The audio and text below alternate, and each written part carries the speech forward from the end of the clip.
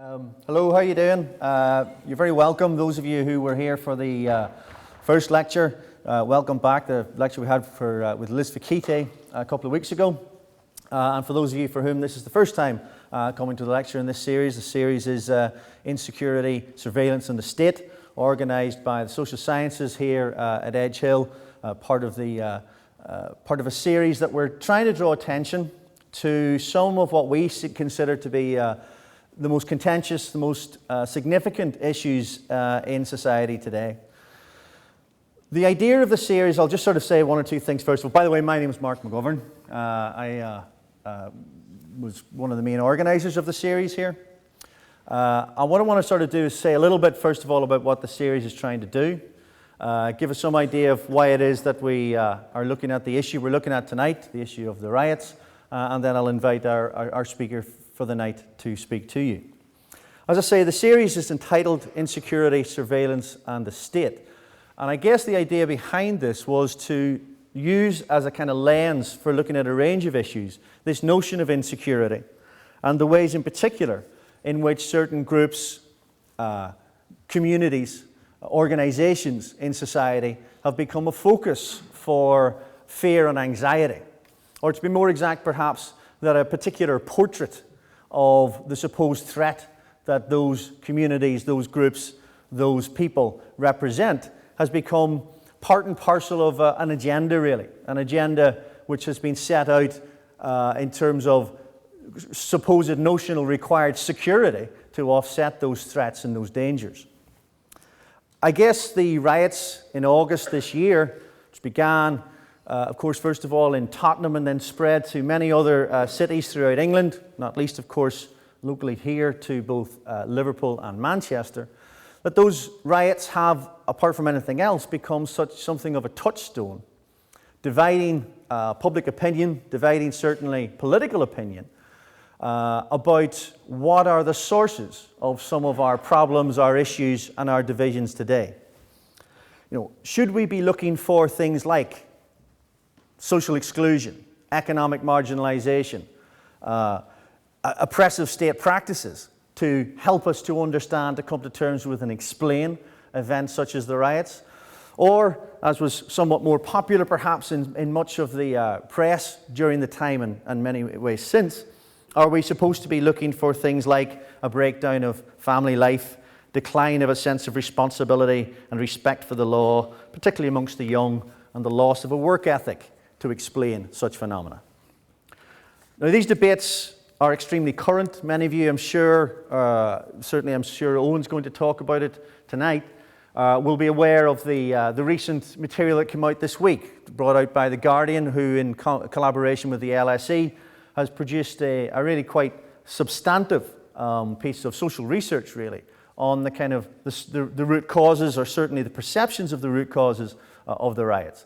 And that certainly countered many of the kind of dominant themes that have tended to be prevalent in much of the particularly right-wing press.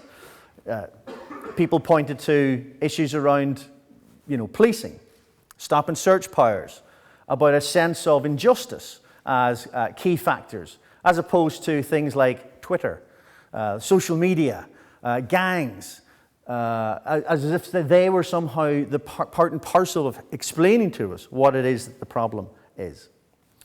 As I say, I think those kinds of issues, those kinds of debates are going to be very much what we're here to look at, hear about, and discuss tonight.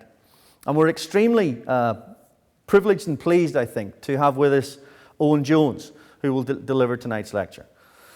Owen, who hails from Stockport, which is up this way, has worked as a researcher for trade unions and for Labour MPs, but he's moved on to better things since.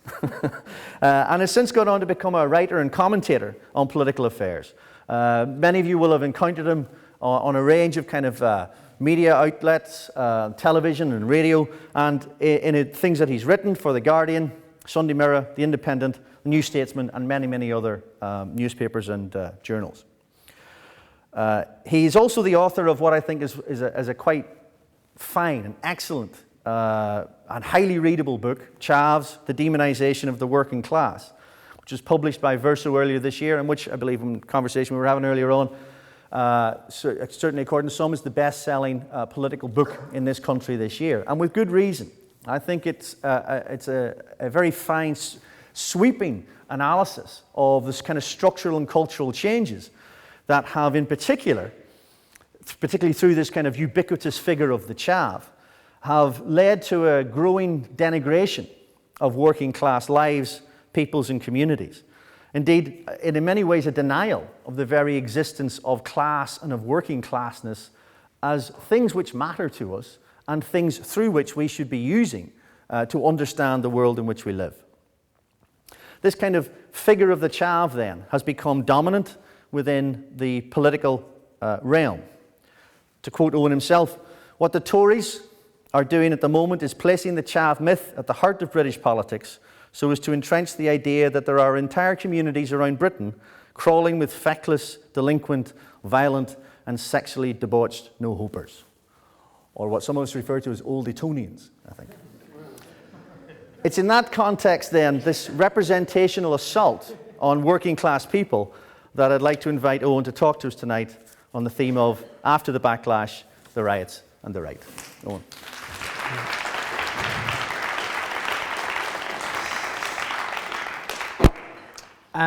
Firstly, it always throws people a bit when I come to the front because they always wonder why apparently 15-year-old work experience kids delivering a lecture.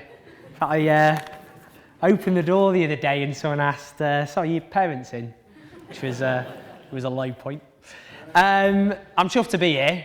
Normally when I start a talk I try and milk a local connection, however tenuous it might be, but my dad's a Scouser, so I think that's pretty good. He's an Everton fan. I don't know if that's going to go down. That's good. I thought it's touch and go with that one. My brother's a Liverpool fan, so I was going to fall back on that if needed. Obviously, I'm here to talk about the riots, and it's still quite a difficult subject to talk about because it was a bit of a national trauma. When they happened, in fact, I live in Hackney in London, and when the riots broke out in Hackney, it broke out on my birthday, and it's not a birthday I'm going to forget in a hurry. People had to, for one thing, leg it home for my drinks because they thought they were all going to get violently mugged on the way home. So this was it was a time though when people did feel, in many communities, they felt terrorised in their own homes. I know someone who was burnt out of their own home in Woolwich, and there was a profound backlash which took place. So much so that when rent-a-gobs like myself attempted to look at what happened and to try and understand what happened, it was seen as justifying mindless violence and criminality. I remember actually, I remember being on Sky News on the Tuesday of the riots, and when I was talking, I didn't even know this, when I was going on about my take on the riots, they didn't have me on the screen, they just had pictures of people in Manchester smashing things up whilst I was there talking about youth unemployment. Not something necessarily many viewers at the time wanted to particularly talk about. In fact, a Murray poll on the Monday, so right in the middle of the riots, found that 90% of people wanted water cannon used, 2/3 of people wanted the army sent in, and 1/3 of people wanted live ammunition used on rioters and looters. That just gave a sense, I think, of the profound backlash which was taking place that week as many towns across England obviously burned in those riots. And the way I looked at that, especially with that anger, that passion, that fear at the time, was this, in my view, provided an opportunity for right-wing politicians and commentators to pursue, to promote an agenda which might otherwise have been difficult to do, to reinforce, if you like, a traditional right-wing agenda on a number of issues. In my view, the right are very adept at taking crises and turning them to a particular advantage. I think the classic example is the recession we're now currently in the middle of, a crisis caused by the market, but very cleverly turned by the Conservatives and their allies in the media into a crisis of public spending. And in the same way, this backlash which took place as people were angry, scared and all the rest of it, a number of issues were exploited by right-wing politicians and commentators. So I'll just go through a few of those parts, those elements. First of all was race. I had slightly unlucky in some ways position to be placed into, where I was in a studio with David Starkey, a Tudor historian taken by the BBC to be an expert on inner city Britain. And that was a very frustrating incident. I don't know how many of you actually watched what happened, but it was a bit of an ambush for everyone concerned. And like many people across the country, at first my reaction was just to sit there with my jaw agape. But what happened there, this interpretation which David Starkey had, in my view, was an overtly racist one. It was this idea that what he called black culture had colonised white people and turned them into thugs. It was a way of looking at the riots, and the people who took part in the riots came from a whole range of different backgrounds, but a way of scapegoating black people by arguing those white people who'd taken part had somehow been colonised by what he called black culture. And he drew on Enoch Powell's, of course, infamous prediction, the rivers of blood, and he accepted that that prophecy hadn't come true. Of course, in that prophecy, the idea was mass immigration would lead to violence in English streets because of violence between different ethnic communities. He accepted that hadn't happened, but instead, this black culture, as he said, white people, the whites have become black, that influence, that culture had turned those white people, a section of white people, into those rioters. And I thought that was dangerous at that time for a number of reasons. Above all, as I say, people were angry and scared, and introducing race in that way, in that provocative way at that time, was potentially very, very dangerous. And some, I think, had a bit of a complacent dismissal of what he said. But phone-ins, I took part in a number of phone-ins, buzzed with support for his arguments. And it's interesting that in terms of, it was a bit of a throwback to a traditional, when racism is particularly targeted against the black community, rather than, for example, Muslims, as is often dominant today. But it opened a space, and this is, I think, what's important. It opened a space for others who would say, of course, I won't go as far as David Starkey, but there was a lot of truth in what he said. I'll give you an example. The Booker Prize-winning author, Howard Jacobson, he wasn't my biggest fan. He said I was a self-delighting, baby-faced class warrior and a baby-faced assassin. Should get that on a T-shirt or something. And he thought, he thought poor old Starkey had been ambushed, which was interesting because I felt it was the other way around. But he said, well, I'd produced the racist card I'd been keeping in my pocket for such an occasion, as though I had any expectation at all of what David Starkey was going to say. But for him, this was just clumsy, he said. It wasn't remotely racist. And actually, the real danger, he said, were the policemen of the language, like myself, who were the bigots and the fools. Others jumped on the bandwagon too. James Delingpole, he's another author a journalist I had the pleasure of debating once because he argued that so-called toffs were the last discriminated against group in Britain. Apart from the fact they run absolutely everything. He had a very strong point, I thought. But he said, if David Starkey is racist, then so is everybody. And again, he argued that I was part of a trap, where he called me the BBC's new pet angry young socialist. Again, put that on a T-shirt. But his argument, so for example, he said about David Starkey gave an example of David Lammy, a prominent black politician, who's actually just written a book in the aftermath of the riots. He's the MP for Tottenham, where the riots actually began. And Starkey's argument originally was to say that if you couldn't see David Lammy, if you were just listening to him on the radio, you would think he was white. And his argument there was effectively, in my view, that white was to equal respectability. But James Delingpole's claim was what Starkey said is actually pretty reasonable. He said the point of the whites had become black. He said that cultural point he's making is indisputable. And came up with this example of white kids and patois, obscuring the fact that what he was arguing, firstly, David Starkey wasn't talking about any subset. He said the whites have become black, and was arguing that was the main contributing reason behind the riots themselves. Other commentators, again, Toby Young, I don't know if people know Toby Young, he's just opened a free school in West London, and his column was entitled, "Was David Starkey being racist on Newsnight last night?" Do anyone want to guess what he thought the answer was? But he said he wasn't talking about black culture in general, again, wasn't listening to the same interview as me, and argued this was this subculture associated with a small minority of people of African Caribbean heritage, a nice mealy-mouthed way of jumping around the issue. But rather than being racist, he said, he was merely trotting out the conventional wisdom of the hour, namely that gang culture is to blame for the riots. But of course, the danger of what Starkey was doing was conflating this idea of gang culture with black culture. So this, in my view, was why it was so dangerous, that element of the backlash at a time when people were angry or scared. He opened up a space which allowed other commentators to come in and actually say, well, there's elements of truth in this. One of the other parts of the backlash was aimed at single mothers. David Cameron himself identified one of the main causes as children without fathers. There's an interesting editorial in the Daily Express which said, in one paragraph, we have bred feckless, lawless families. We've bred feckless, lawless fathers who pass on to their children the same mistakes. Then in the next paragraph said, fatherlessness is the single most destructive factor in modern society. Wasn't quite sure how they managed to put those two together. But this was drawing on another traditional right-wing idea, which Charles Murray in particular represents above all. He was a supposed political scientist based in the United States.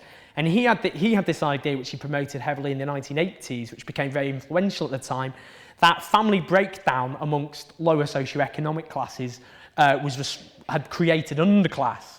And he said the family in the dominant economic class, call it the upper middle class, he said, is in better shape than most people think and is likely to get better. Meanwhile, deterioration is likely to continue in the lower classes. He said this rising illegitimacy had created the new rabble. He said what he called for childbearing was economic penalties for a single woman. It is all horribly sexist, I know, but he added, it also happens to be true. So this idea, if you like, of an underclass being created by lots of single mothers in poor background from poor communities, basically breeding out of control, that idea was very much at the heart of right-wing social thought that had a real comeback for a period during the riots, during that backlash.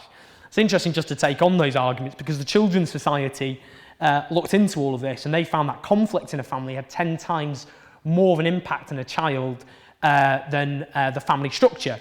Poverty and conflict in particular, those were the issues regardless of whether or not there were two parents or not. And they found actually keeping parents together where there was conflict was far more damaging. And also, for example, a fact you would never notice in the mainstream media is that we have as many teenage mothers now as we did in the middle of the 1950s. But the other absolutely central part of this backlash was those on benefits. David Cameron, again, one of his lessons he drew was a welfare state, was to reform the welfare state so it does not promote idleness.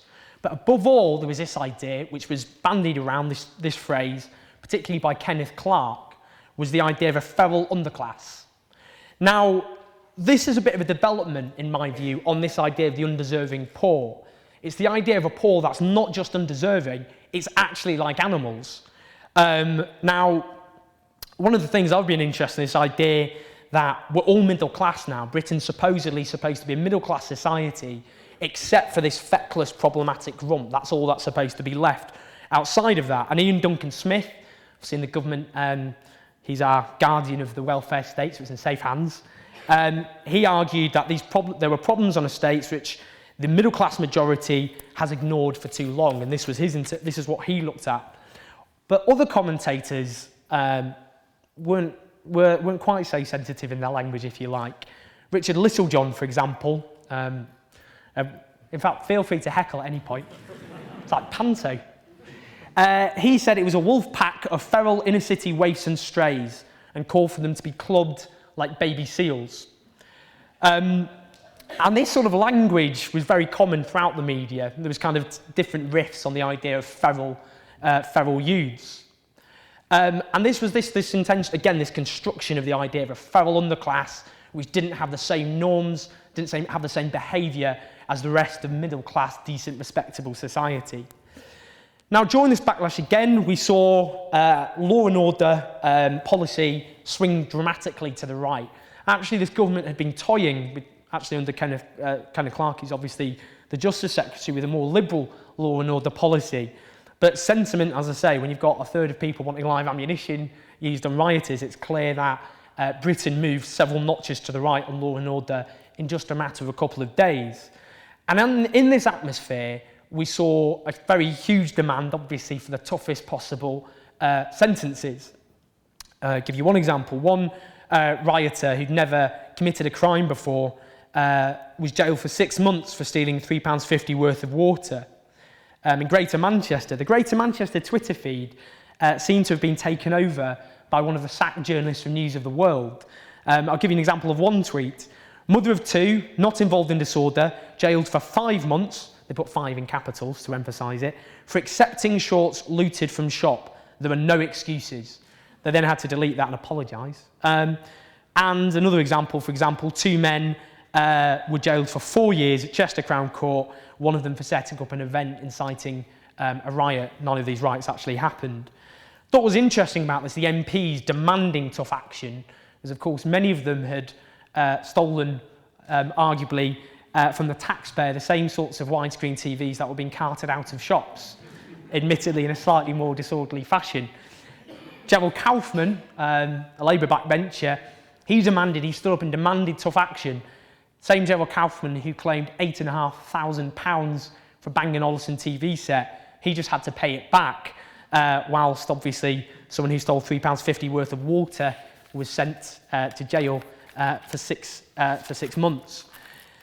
But I thought what was more disturbing about the response in terms of punishment was firstly this call, endorsed above all by David Cameron, that those who riot who were council tenants should be kicked out of their homes. Partly this was collective punishment because it also meant their families would be evicted with them. But also this was combined with proposals afterwards in the aftermath for those who commit crime who are on benefits to have their benefits either slashed or confiscated altogether. And that instituted a new rule, put in part a precedent, if you like, that if you commit a crime and you are poor, you will be punished twice. Once through the justice system, another either through benefits or if you're a council tenant. Obviously, if you weren't in a council home and you weren't on benefits, then you would only be punished once. So this was a kind of, this approach, if you like, this was something which, frankly, had a lot of popular traction, a lot of popular support. And when we talk about this backlash, if you like, the important point to make very clear is many of the people in the communities affected were often those who were most angry and determined that those who rioted should be brought to, in some way, should be punished. I remember in Hackney the day after when I spoke to a young woman on the Pembury estate where many of the riots took place around it, and a kid was holding onto her leg and still terrified, and she was absolutely livid about what had happened and wanted tough action. And the point to always make, obviously, is, if we're talking about crime or antisocial behaviour, those are class issues. The poorer you are, the more likely you are to suffer from either crime or antisocial behaviour, which is often why the toughest sentiments in terms of law and order are often found in communities like that. And when commentators, I suppose, like me, went on TV and were talking about poverty or unemployment, those often who might be less sympathetic to that, who are themselves either, for example, unemployed, and go, well, I'm unemployed and you don't see me acting like that. And that's an important point to make, that this backlash, if you like, could gain deep sympathy from a whole range of different groups. And I think what's important, again, looking at these riots and the backlash which takes place after these riots, is you often get this moment where you have people are angry, you get this moment when people on the right in particular use it to justify or promote a particular angle, but then afterwards you often do get a reassessment. I'll give you an example in the early 80s when riots shook communities across Britain, such as Brixton and obviously a bit nearer to here, Toxteth. But afterwards there was this reassessment, this sense of we do need to understand the root causes. So Michael Heseltine, who was a Tory cabinet minister, his cabinet paper in response to those riots was entitled "It Took a Riot." And the point about that was to say, actually, it took what happened for us to actually look at what happened, look at the situation facing inner cities, communities, whether or not obviously the Conservatives in the 80s actually made that any better. But the point was it did actually at least, it did in the end focus attention on those causes. And the point I'd always make, the point I tried to make at the time, was that if we don't understand what happened, if we allow the right in particular to exploit people's fears and understandable anger, then we won't be in a position to stop this ever happening again. Because unless we understand those root causes properly, then especially in a climate such as the one we're in at the moment, the economic climate, then there's no reason to say that this won't necessarily happen again in the future. So I wanted to look at, and this will come up I think most importantly in the discussion, but just in terms of my understanding of what happened. Firstly, there was this idea in terms of gangs, and I think as being one of the main contributory factors, and I think that's really just being completely discredited now. Only 13% of those who were actually arrested were members of gangs. And gangs are often difficult to define, and that actually, for example, the Metropolitan Police don't have any clear definition of what a gang is. The Joseph Rowntree Foundation a few years ago did a study into gangs, and they found often they were a means of young people to actually stay out of trouble, a way of people grouping together to look after each other. In other senses, gangs were a sense of trying to find a feeling of belonging which might not be present in their local community. So I think this whole sense of gang, and also the other point to make about gangs actually, and it came up in Tottenham where the riots began in particular, is many of the gangs actually, this was when gang violence stopped. Peace was almost made between the different gangs during those riots. So this sense of kind of, gangs all jumping in and this was gang warfare at its worst, I think was completely discredited by what happened. I think it's important to separate as well what happened in Tottenham with the subsequent riots. The Tottenham riot was obviously directly triggered by the killing of Mark Duggan, a young black man. And Tottenham is a community, obviously one of the poorest communities in Britain, and relations between the police and the local black community often are very poor. Now, in terms of the economic situation in Tottenham, half of children grow up in poverty. There were 34 job seekers for every single vacancy. But the point about, and this is what's come out this week in the Reading the Riots report, which the Guardian, the LSE and the Joseph Rowntree Foundation have collaborated together on. And there is this sense of grievance in many communities, particularly places like Tottenham, with the police. I've interviewed a lot of young black men since the riots, and we had one big similarity. In each case, like me, none of them had ever been arrested for a crime. But the difference was, unlike them, I have never been stopped and searched by the police in my entire life. Many of these young kids and many of them were kids, had been stopped and searched by the police since the age of 12. Sometimes the police would be quite sympathetic, sometimes even quite apologetic about it. Other times they were aggressive, provocative, and had a stance of, we're the biggest gang round here, if you like. Now, in Tottenham, if you're black, you're 26 times more likely to be stopped and searched by the police. And that sense of grievance, if you like, is often, you can't in a sense emphasise it enough. There's that sense of being picked on and harassed, particularly if you're someone who has no intention of committing any crime at all. You feel singled out. And in Tottenham in particular, but other communities, including in Hackney, that sense of the police being a hostile, almost like a local gang, the biggest gang, was very, very strong indeed. And what came out and what's come out with the rioters' testimonies this week, which the Guardian reported, was this was a time of getting revenge on the police, running rings round them, finally getting your own back. Finally, they were the powerless ones, they were the helpless ones. So that's something which came out. But in terms of the profile of the actual rioters, we know that 42% of them were on free school meals. We know that 2/3 of them came from the poorest communities in Britain, and only 2% of them came from the top 20% richest communities in Britain. And I think the way I look at it is this. We've got a crisis, we've got many social crises in Britain, but we have this growing numbers of young people with no secure future to risk. We have now over 1 in 5 young people with no jobs, out of work and out of education. And that's particularly high in many of the communities which were affected by the riots. Now, again, the response is easily, well, just because you're poor and unemployed doesn't mean you go out and riot, and the vast majority don't. But it only takes a very small fraction of people in that circumstances to respond in that way to see the scenes that we saw. And I'll give you another example, actually. The Prince's Trust at the end of 2009 did a study of the young unemployed.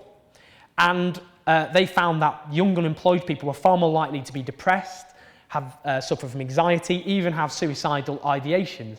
But of course, most young unemployed people didn't have depression or suffer from suicidal ideations, but it was much more likely to happen.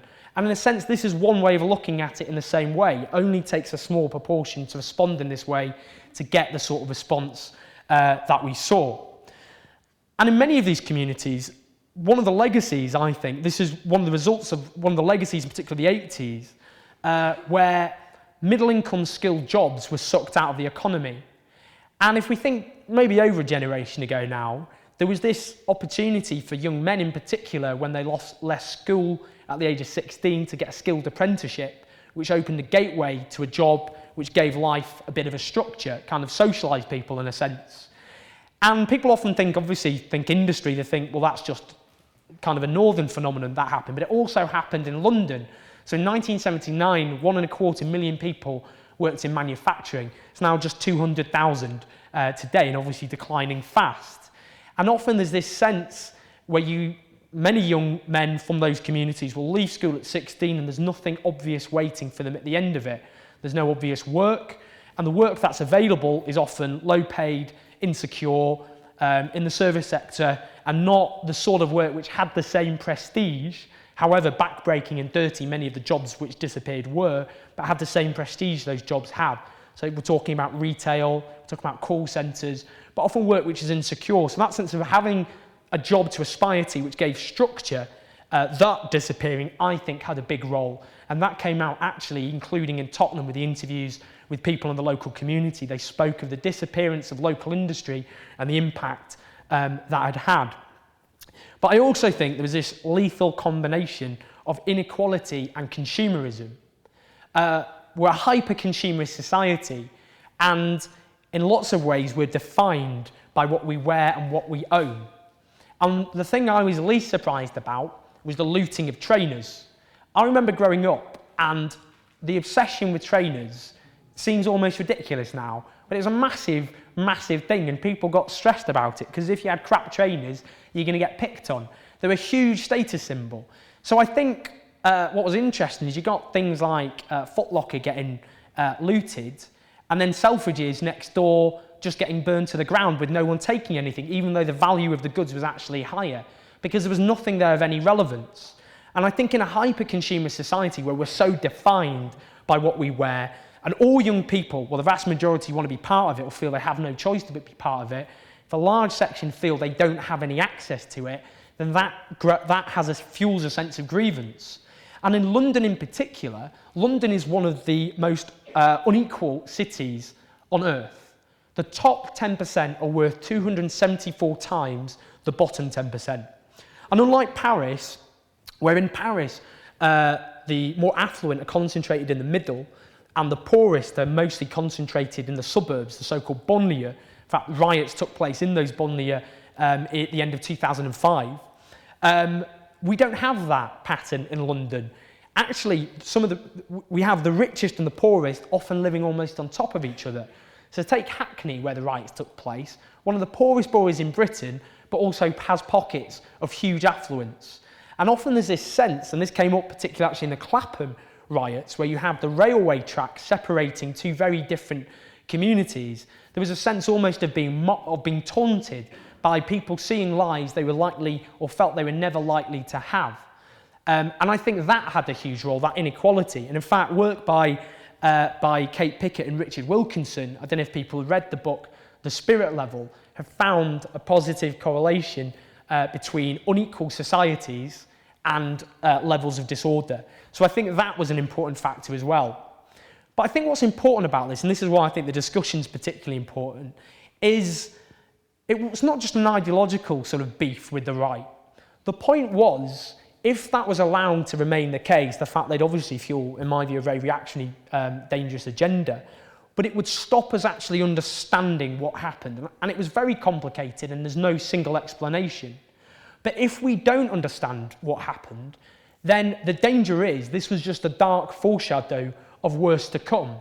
Because if we're talking about the growth of young people with no secure future, that in the coming years is likely to get a lot worse as we see rising levels of youth unemployment, as we see a perfect storm, if you like, facing young people, mass youth unemployment, a housing crisis, 5 million people now languishing in social housing waiting lists, so this sense of being able to get an affordable home at the end of, as an adult seems ever more distant, and as rents, particularly in places like London, soar. If we talk about cuts, particularly to things like youth services, in Tottenham, in Haringey, where Tottenham's based, there was a cut of 75% to youth services. I did a talk actually a while ago with a guy called Eric Allinson, who's an ex-convict, and he runs a football group in Gorton in Greater Manchester. And he said, the thing about this is all the kids are football crazy, and they work, people they play football all week. They have 3 days where they do it. He said it keeps people off the streets, and he says it only costs £4,000 a year to run. But he said if things like that disappear, if just one of those young lads who feels bored, frustrated, nothing exciting in the local community for him to do, he said just for one of those people to end up getting banged up can end up costing the taxpayer £250,000 every single year. So in the sense that those cuts to youth services could end up being a very, very dangerous false economy. But as well as all that, you've got a whole number of other issues like the scrapping of the educational maintenance allowance. And we know now from colleges across the country, 49% of them have reported fewer applications this year and have put that down to the scrapping of EMA. And also, of course, the trebling of tuition fees. And that has had an impact in terms of the numbers of people applying to university. So taken all together, there's this real growing sense amongst a certain section of young people of not having a secure future to risk at all. And that is something I think will get worse. And I think in terms of the way forward, if you like, one of the things that's inspired me most in the last year were the student protests, not because of the university students who took part, but actually the most dedicated and enthusiastic sections, the participants, activists, if you like, were the EMA kids who came particularly from estates across London and were politicised for the first time. And these were really bright kids who had a real understanding of the situation around them and felt aggrieved because they felt a government of people very much unlike them. I mean, 23 members of the cabinet are millionaires out of 29 cabinet members. And they felt this was people slamming the door in their face. And they were organising and becoming politically involved. The generation, of course, written off as the X Factor generation who were more likely to vote for an X Factor candidate than vote in a general election. And of course, they were then met by being kettled and being battened. But this, I think, provides hope that instead of a very ugly manifestation like the riot, which is not something I think any of us want to see again, what we saw there is a way of actually organising young people in communities like that, which have been worst effective, and finding a way to give them a voice. And I think that is where we have to move forward, actually finding a way of getting young people in these communities where they're actually organised, and people at the top have to listen to them because they're organised in that way. Thank you.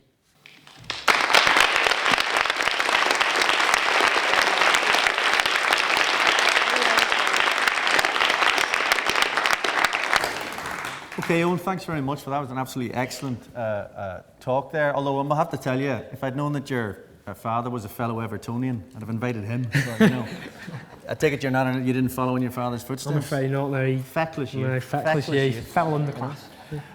Okay, people, we've got lots of time now for questions. And thank you very much for that. I think there was an awful lot of issues opened up there, a lot of different perspectives and thoughts about the kinds of issues that, in particular, I think young people today are facing. So, what we'll try and do, I think, is certainly just to begin with, we'll take one question at a time, if that's okay, but it's over to you now, folks.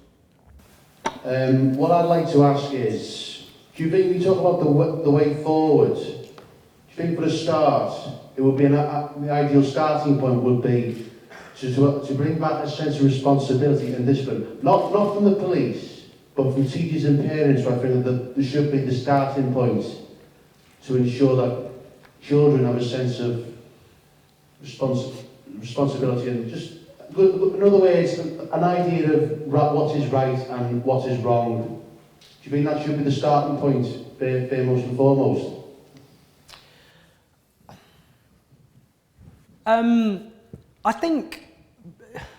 I don't think that is the starting point for me, definitely. I think there's always been this sense of this idea of young people being out of control. I mean, back in the 50s, we had the mods and rockers, and that was a big moral panic at the time. And I think there's the sense of the next generation are kind of this rabble who are out of control, I don't think is new. Funny, actually, I interviewed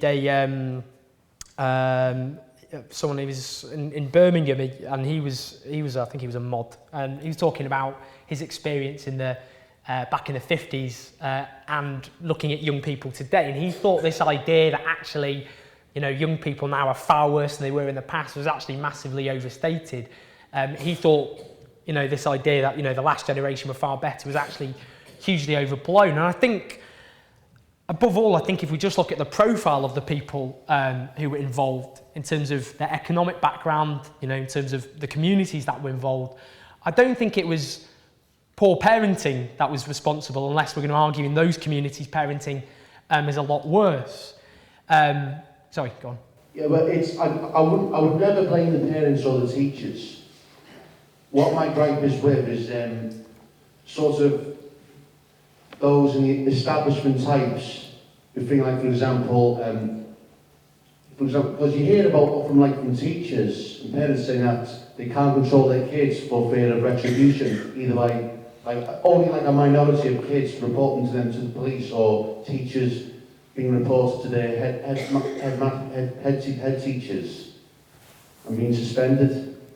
How can they be expected to perform their role without fear of any further retribution or further consequence? That's what concerns me. But my fear is, I think it's almost that's kind of attacking the symptoms. I remember if I think back to my primary school, there was a lad in my class who was in care, and sometimes, I mean, it was almost like the whole school would shut down. He'd end up throwing tables around and the rest of it, and it was often, you know, I suppose disruptive in that sense. But frankly, if I'd gone through what he'd gone through, I'd probably be quite pissed off as well.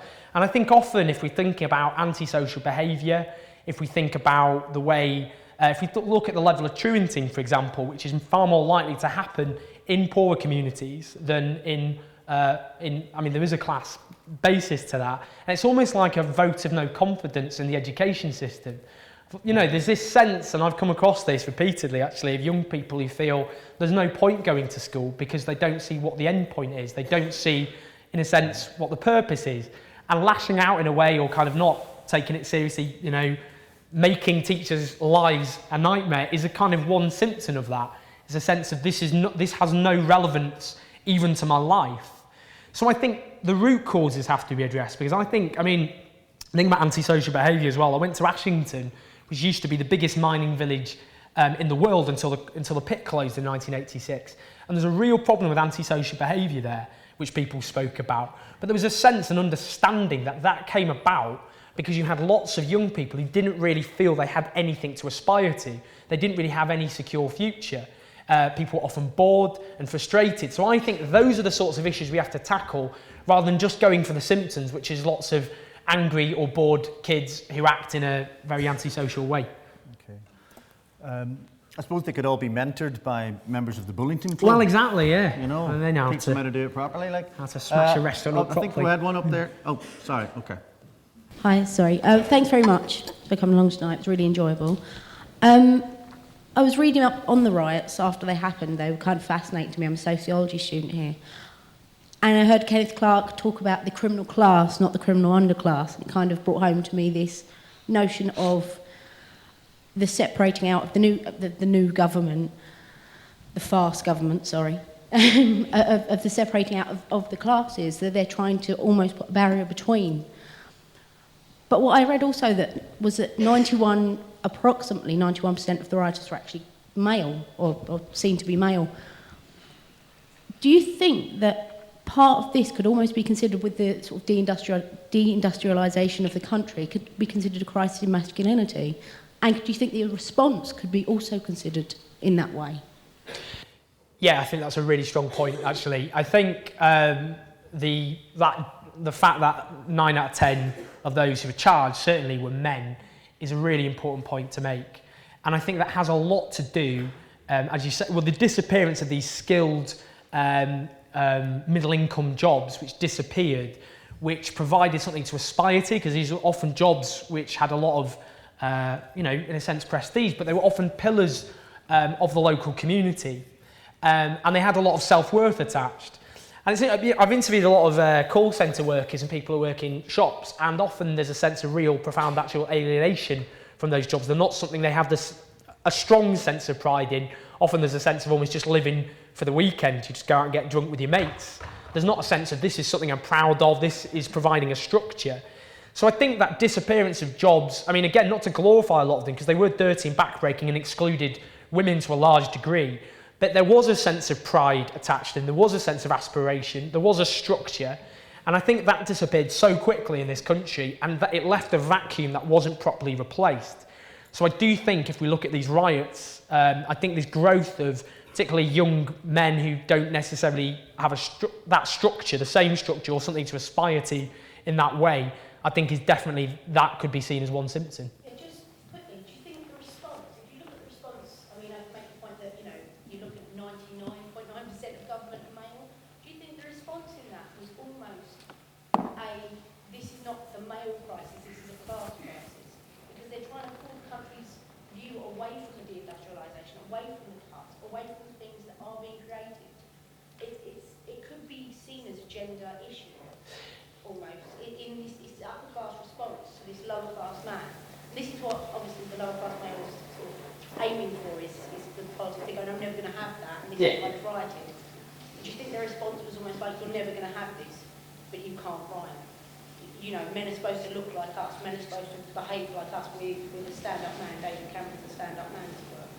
Do you think the response was, you've got to behave yourself, basically? I think I've not thought about that element of the gender question, if you like. I think that's a really interesting take on it.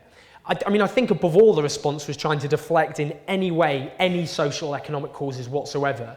The whole point was to emphasise moral decline, families, the structure of families and so on, anything at all, apart from whether it be the growing numbers of young unemployed people with no secure future to risk. So I think that was it. And it was interesting because, that was one attempt to understand what happened, but they weren't accused of justifying it by doing that. But if anyone was to come up with a social or an economic cause, they were instantly attacked for justifying what happened. So I think the government response was dictated by that, and just moving away from any mention of whether it be unemployment or any issue like that. Okay, thanks, Owen. We have a question up the back there? I'll come to you in a minute. I'm speaking from someone who lives in the community, in that lower class community, basically. And I just want to know, when I was watching the news, basically, I seen a lot of colours, and it seems like black people were a scapegoat for the riots. Now, obviously, it seems like it started because of the Mark Duggan case, but to me, it feels like this was something that was building up for a long time. And I just wonder if it's just history repeating itself from the Brixton riots, because of how the lower class community is, how we live in, basically. It's not just black, it's everyone that's in that community that's having to deal with everything being caught, the Sure Start systems, everything. I just wonder if you feel if we were used as a scapegoat for what was inevitable, basically, because it did seem like low class community is black people. It's not just black people, there's a lot of people living there, Asians, white people, there's so many people there now. We're kind of put there and left there, I feel. And I just wanted to know if that was the case, basically, if you thought that we were just used as a scapegoat. Yeah, I totally agree with that. What's interesting, because 2011 has a lot of echoes in 1981. Riots, economic crisis, Tory government, royal wedding. But I think there was that set, in the early 80s, you did have communities where jobs were disappearing very quickly, unemployment was soaring. That sense, again, of nothing much to lose, no secure future to risk at all. But I think, if we know in terms of the ethnic background of those who've been charged, and the biggest group are white people, I think it was about 46%. Those who were black I think it was 42%. Now, that's obviously bigger than, as a percentage, than the black community in Britain as a whole. But the reason for all that, firstly, particularly in London, black people are overrepresented in poor communities. They're far more likely to be poorer. But also that sense of grievance with the police is much stronger because of the far higher rates of being stopped and searched. And frankly, it was only 10 years ago the Metropolitan Police were found guilty of institutional racism. Now, there hasn't been a further report on that scale to find out if that's still true, but it's certainly the sense amongst lots of young black men in particular in London that the police give them a particularly hard time and pick on them, that sense of harassment. So as I say, I think it wasn't race wasn't the most important issue. The thing which linked all the rioters and the looters together were they far, far more likely to be unemployed and in the poorest communities in Britain. That was the common theme. Okay. We had somebody. Okay, go ahead. Sorry. Yeah, I quite laugh. We laugh about Kenneth Clarke. He was Newsnight the other night, and the question was, should Kenneth Clarke have a bus pass, or should any millionaires be given bus passes? Because this is terrible. Now, take my word for it. That you queue up for the train at 9:30 to go into Liverpool. There ain't any millionaires queuing up to get on the train. They don't. And it's just, you think these people run the country and they ask such stupid questions. Millionaires don't use bus passes. So I think we might have a right about bus passes if they try and take it off us. But moving on to, hope. And that's the thing, we're looking for hope, ways out of this. I think I'll put it as a question really, the November the 30th strikes, in Liverpool, 10,000 of us, it's amazing. It looked like 1911, the transport strike. The whole of the plateau in St George's Square was overwhelmed. And it wasn't, I've been on strike myself on a few occasions, but we've had individual strikes, like social work strike, care workers strike, to actually march with, nurses, radiologists, care workers, university lecturers. It was fantastic. And I think the question really is, these other little things are good, football teams on the downs and getting people involved, etc.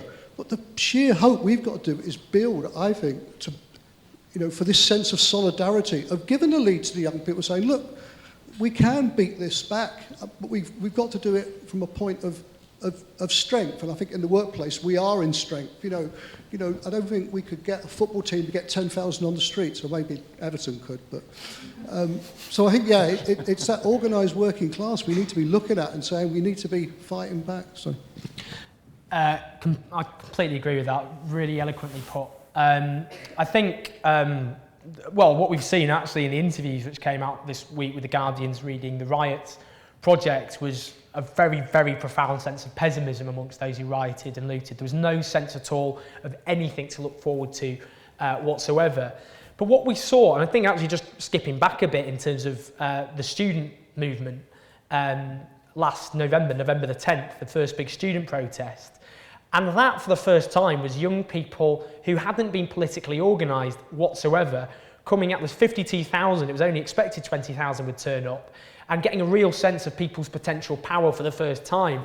And Len McCluskey, General Secretary of my union, Unite, obviously the biggest union in the country, he said that put trade unions on the trade union leadership on the spot, certainly, because it showed that it was possible to fight back. Because before those protests, there was this sense that, it's the Greeks, the hot-headed French, they're the ones who go out and protest. We're not like that in Britain, forgetting a very long history of dissent and resistance and revolt in Britain stretching back centuries. But I think in particular what's happened with the labour movement flexing its muscles again, obviously the biggest strike since 1926, which we saw, and what that showed, firstly, everyone from dinner ladies to teachers to nurses, these pillars of the community who are attacked by the right-wing press's vested interests. That showed the potential power of people collectively organising, working people collectively organising to force the people at the top to listen to them. So I think that has to be seen almost as a model. And my hope is that we sit in particular in communities where we saw these riots, where we see this growing section of young people who feel they have no future at all, to actually, instead of this huge pessimism and unfortunately justified pessimism by young people, to organise them in the same way. And I think the trade union movement has an absolutely key role in actually doing that, organising young workers and the unemployed, Unite have actually started now opening their membership to the unemployed, but I think they need to be organised as a movement, because that's the only way people at the top will be forced to listen to these people if they're organised as a movement. So I think that, and what we saw on November the 30th, my mum and many of my mates were out on strike on that day, and that showed a kind of confident, optimistic response to a crisis in which ordinary people have been made to pay for something which they had nothing to do with. Okay. Sorry, we had somebody here. Thanks.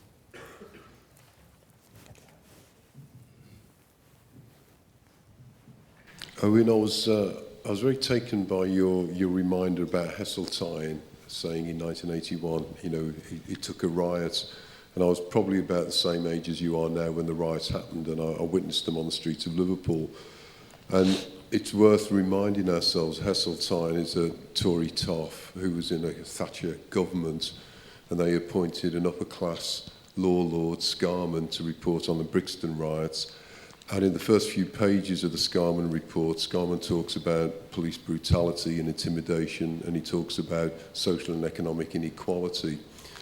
And whatever we think about the ultimate outcome of the Scarman report, the question I want to ask you is, what's happened to the kind of political analysis and leadership? Why is it that we don't get any acceptance that something's wrong in the state of Denmark, and that the political elite cannot begin to analyse what's happening?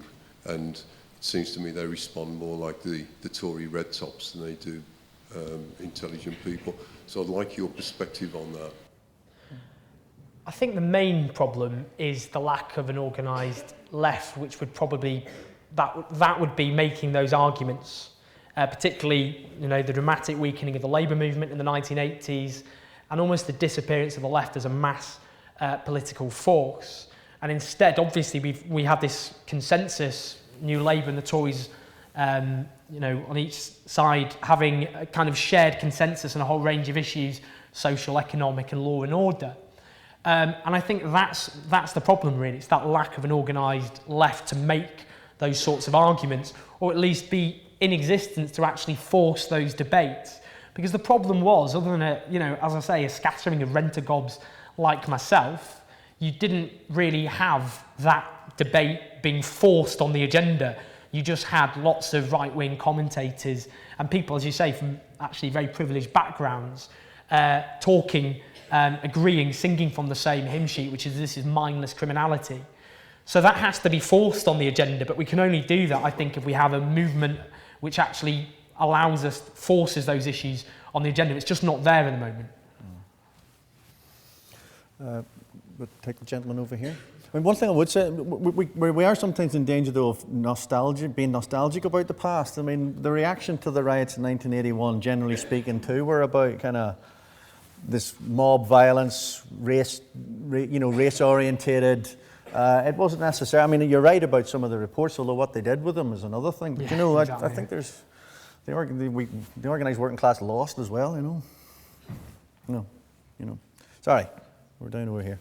When the riots spread from London to other parts of the country, there were some towns and cities that were curiously calm, no trouble, virtually no trouble at all. And yet those towns and cities contain very run-down estates, deep pockets of poverty, unemployment. I'm thinking particularly of the northern mill towns, Blackburn, Burnley, Bury, Oldham, even Bradford remain virtually untouched. I found that interesting, and I wonder if you also shared that. They had been hit by riots, 10 years ago, hadn't inter-ethnic riots, these very areas. Quite different riots, yeah. Yes, and yet, so there was rioting there, but now they stayed calm. And I wondered if you had a take on that. That cropped up a lot, actually, when I went to Scotland. People were almost a bit smug about it. It's like, this is an English problem for the English. Yeah, and in Wales as well. Obviously, you didn't get riots. This was an English phenomenon, actually. In particular, there was some in Cardiff, weren't there? No. No, there wasn't any. There was some in the north of Ireland, but that's a whole other story.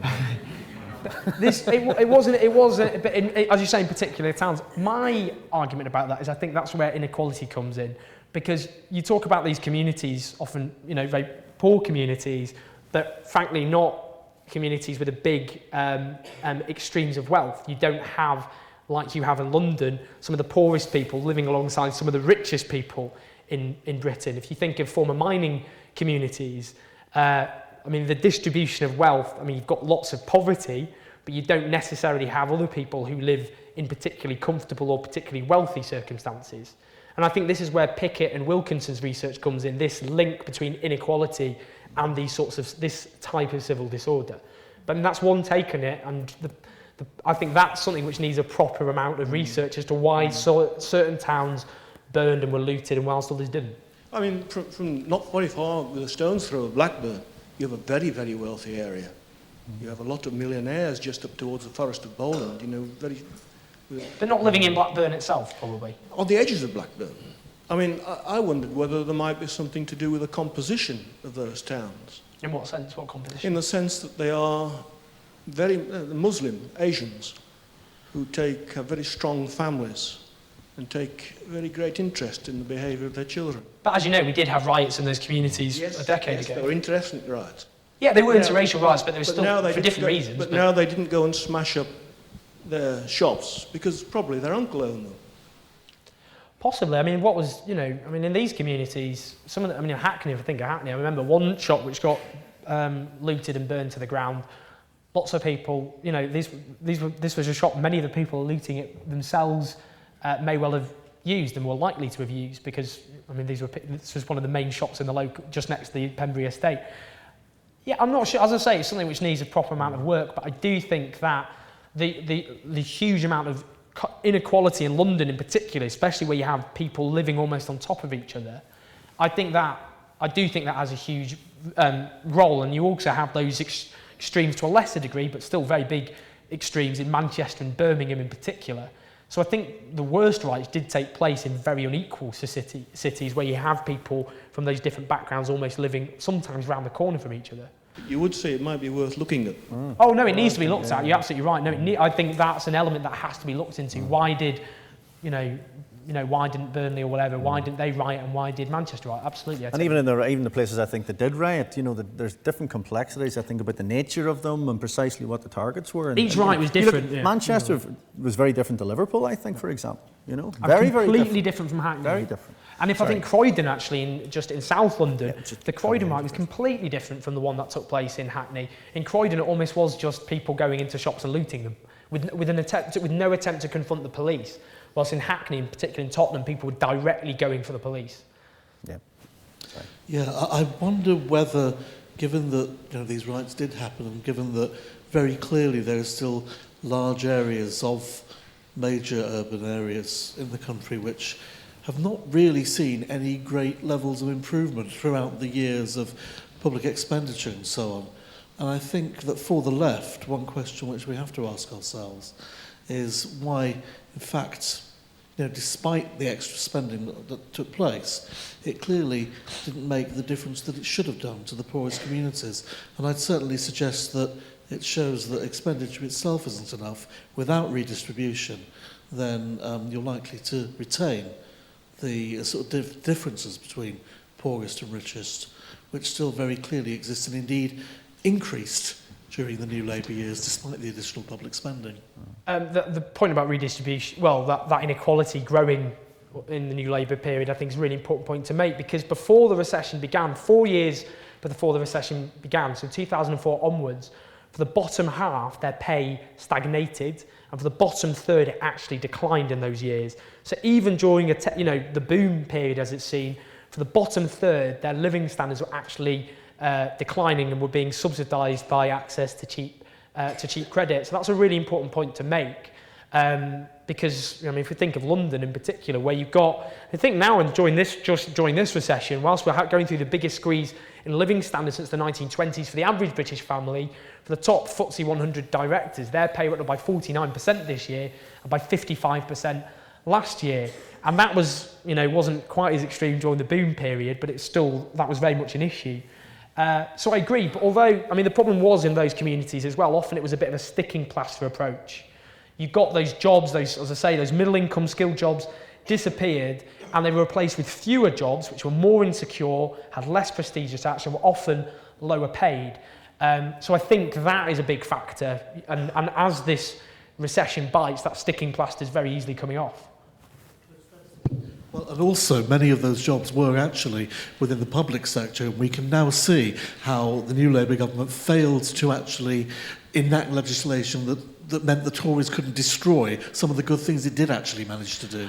The Tories have actually managed to pull down much of that within their first year and a half in government. Well, I agree. I mean, this is the thing. I mean, I'd argue, like Clement Attlee after 45, Thatcher created this new consensus, political consensus, and the big break that New Labour represented was public spending, and yet that was so easily swept away almost instantly by the election of a Tory government. So it didn't even create a new consensus.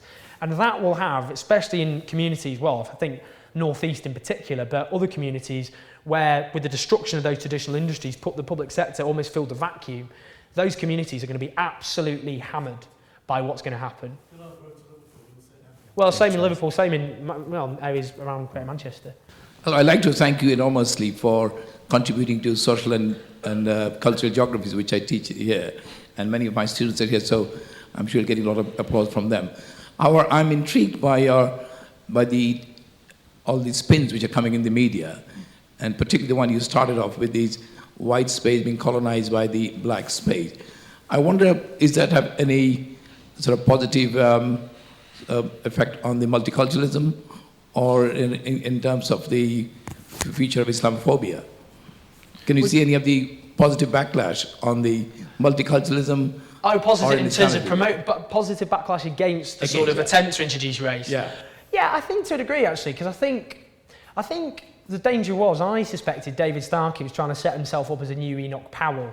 Kind of, you'd end up with people wandering around with t-shirts going, Starkey was right, and badges. Like, you still get, people say that, like, Enoch was right. That didn't really happen, actually. It's funny, actually, when the debate ended, it wasn't really a debate on Newsnight, but and he was actually very shaken because I think he realised what had happened. And although you did get a bit of sympathy for what he said, I think 30 years ago it could have been a lot more dangerous. I think it could have got a lot more traction, but it kind of was a bit of a damp squib, the support for what he said. I mean, I think, as I say, it was a bit of a return to a previous era almost. It was a bit of a reminder when anti-black racism was far more dominant, because in the recent period, it's Muslim bashing which has been the dominant form, and that's very widespread in society. And that didn't creep into there was no attempt. I mean, it would have been ridiculous if people had tried to do it, to be fair, but there was no attempt to scapegoat Muslims. But I think the positive, even though it was very dangerous, and I remember leaving the studio thinking, oh my God, he'll be this new martyr, he'll go on about, I'm a martyr to political correctness, he's, sandal-wearing, muesli-eating Guardianistas are trying to shut down the truth, and, across the country we'll have people protesting like they did in '68 over Powell, dock workers going, Powell was right, Starkey was right, but it didn't happen. So I think that is something positive, you're absolutely right. Okay, we've got time for a few more questions. Just here. Okay, the lady here. Yep. Then back to you. 30 years ago in Toxteth, there was a fantastic furniture warehouse. Some people may remember it. It was called Rialto. And it burned beautifully. It really did.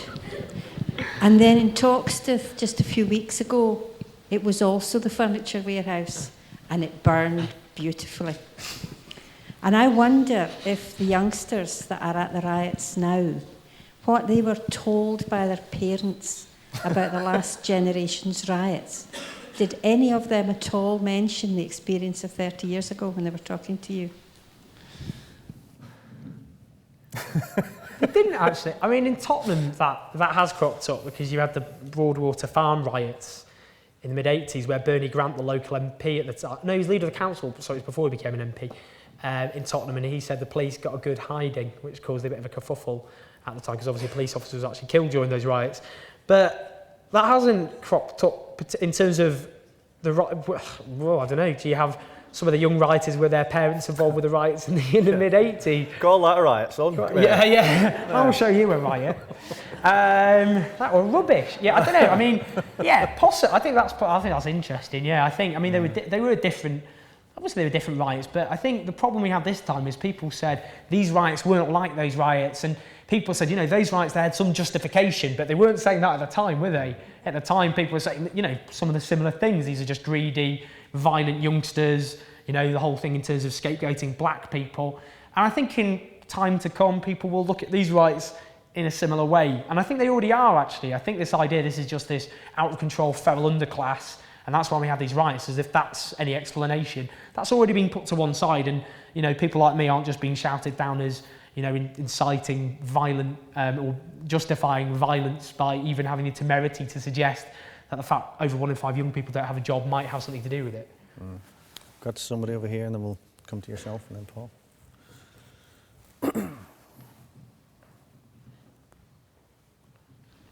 Thanks. I'm interested in you've been romanticising the idea about politicising, trying to get everybody to come out. Like somebody mentioned 1911 there, I think it's been mentioned a couple of times. I think the gentleman's point there about that if we did this, it'd be great. At the same time, there's a massive gap. It's communicating with these kids. I was out that night, I cycled round Toxteth just to have a look at it for myself because I was sick of the reports. Oh, aye. Oh, yeah. Oh, yeah. Anyone see his trainers? Yeah. Well, you know, I got some cheap afterwards. The point was that what was coming out of their mouths was excitement and something to do with that they weren't even bothered what was going on. It was just about them and their point then. So I'm somewhere in the middle in terms of a federal underclass and in terms of blaming the political system. I'm just wondering, how can we get them to be a little bit more aware of themselves and a little bit more politicised? I think it's the solution to, and I think you've got a good solution to it. But it's a few stages away from me. Yeah, and it's easy for me to just pontificate here and say that's what we need to do. I mean, you're absolutely right. It's far harder to actually do that in reality because, you know, the idea, for many of those people who write it, the idea of politics is probably the least relevant thing to their lives. And the thing I think in terms of the people I grew up with, they just think, you know, these people are just, in terms of politicians, they live in a different world from me. It's nothing to do with me whatsoever. There's no connection with actually improving their lives and politics. That connection is just not even close to actually being there. The idea they'd ever consider voting is, you know, for many of them, almost a bit of a joke. So I think, in terms of actually having a strategy to do that, there's this guy I know in Tottenham, a young activist who grew up in Tottenham called Simeon Brown, and he's brilliant. And what he did is after the riots, he got together, he got lots of young kids from the community through football. They did this football tournament, but also brought lots of community workers, other people from the community. And obviously if they just got, you know, asked young men from the community just come together to talk to other community activists, that wasn't going to work. But getting them together, having a kickabout, having a bit of fun, and then actually getting to speak to people and having their voice heard, that was one very, very important approach, and it worked to a degree. So I think actually getting those, we need to be talking to those community activists on the ground like Simeon Brown and actually listening to them and deferring to them, because I think that is an example of how we can do that. It's not going to be a conventional way. We're not going to have people with rosettes for whatever party knocking on their doors going, you know, get involved with politics. That's not going to work in that way. We've got to be unconventional about it and quite imaginative about it. And I think, you know, people like Simeon Brown are on the ground doing that, but it's not linked properly to a wider political strategy. We need to link them together. We've got somebody here, and then Paul. And yourself. Sorry, yes, fell over there. Hi, thanks a lot for tonight and for everyone who's organised. It's been really interesting. You spoke before about, or you made the example of Selfridges and Foot Locker, and the fact that the Foot Locker was raided rather than Selfridges was in the case of like a sense of worth. But then you also made the point that the reasons that the riots happened stemmed from the shooting of Mark Duggan in Tottenham. However, it then, and I think someone mentioned before about that, you know, it was building up for a while, but like what the gentleman's just said then about the fact that from what I got living in the town centre in Liverpool, is that the kids were just out is because maybe from a sense of they haven't got anything else to do, but they didn't care what was going on in London. They didn't know about the shooting. So it's more of a case of, and we also about the fact that some guy was sent to prison for stealing a bottle of water, and I think there was also someone who went into Tesco and walked out with a an extra large size of basmati rice? Is it not a case of this is a simple, not simple, sorry, but it's just things of opportunism? They were there at the time, and obviously we've all seen that footage as well about that young kid who's sitting down with his bloody nose, and someone just goes up and mugs him. You know, it's about to help him, but then takes his stuff out of his backpack. So as well as the fact that, yeah, these kids may not have something to do, but it's also a greater thing about respect and things like that. That's, you know, so maybe my point is, or the question is about this thing of opportunism. About most of the rioters in London or in Liverpool or Manchester had even heard of Mark Duggan. I mean, the whole point of that was a trigger, and lots of things in history happen with a trigger. I mean, this bit of a wild card comparison. But you think back to World War I, which is obviously a bit of a bigger event. You know, the direct cause, you could say, was the shooting of Archduke Ferdinand. But that wasn't really the cause of World War I. It was just a spark which allowed a lot of other things which were already there to take place, and you know, and that's why the conflict began. And I think it's the same with the riots. I think it was just a trigger.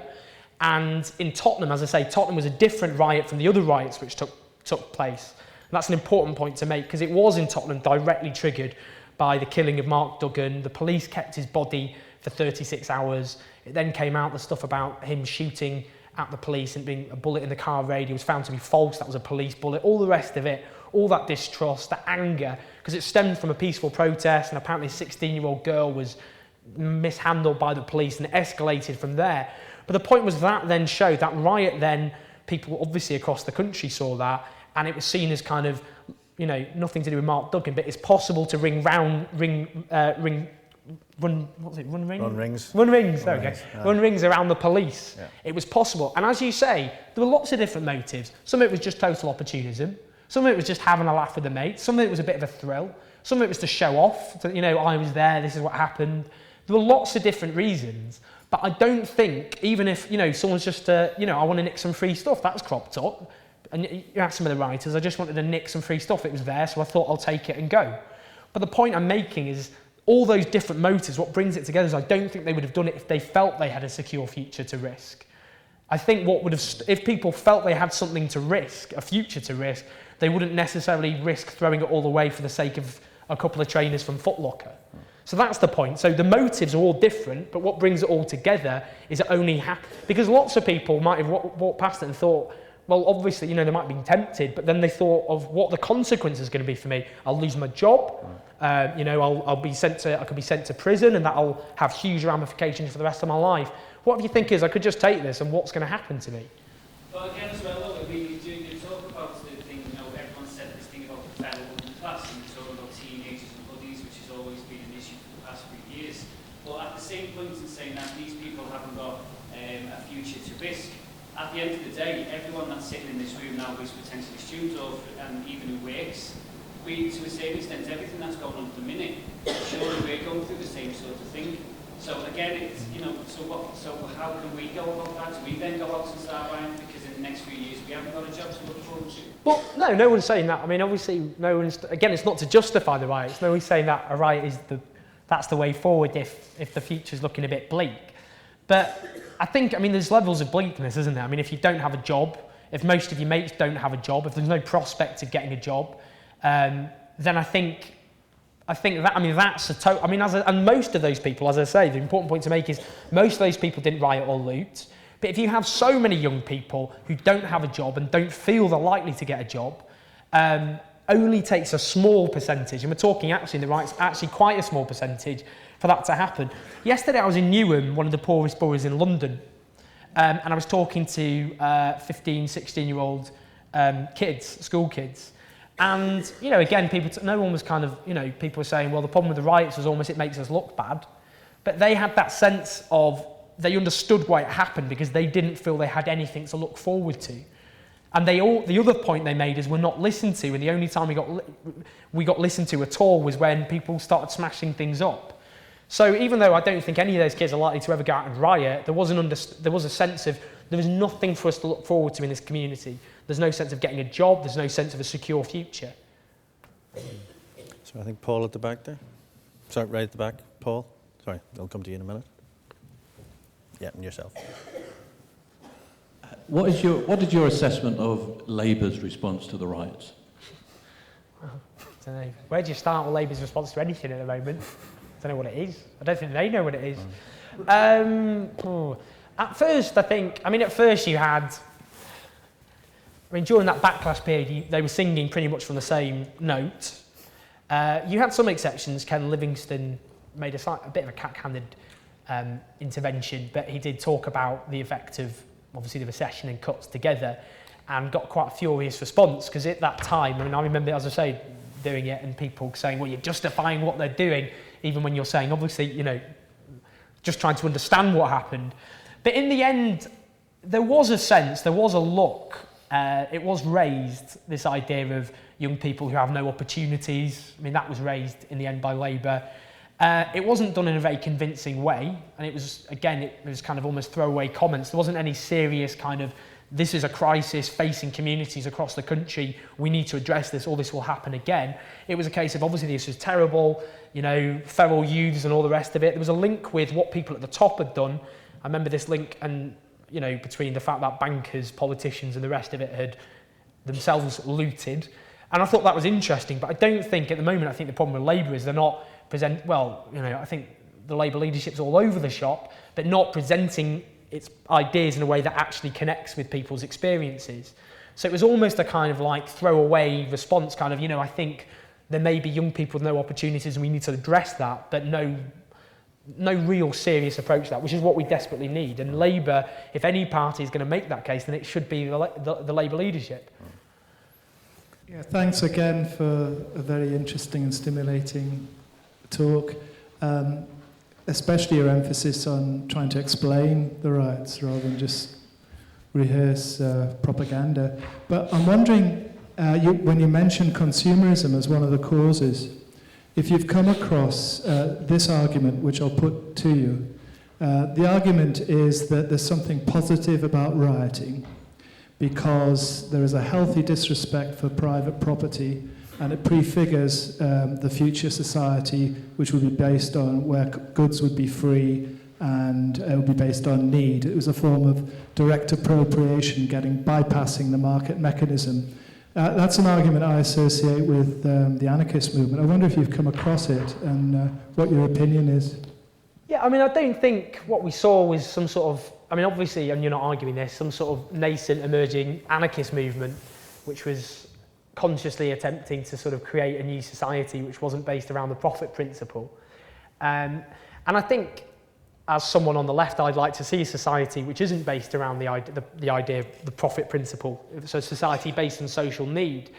But I think the problem is these riots do nothing to actually build for that future, because what they do is they build a very furious backlash, and they actually drive many people who you could win over to those arguments away, actually, and drag them into the arms of the right.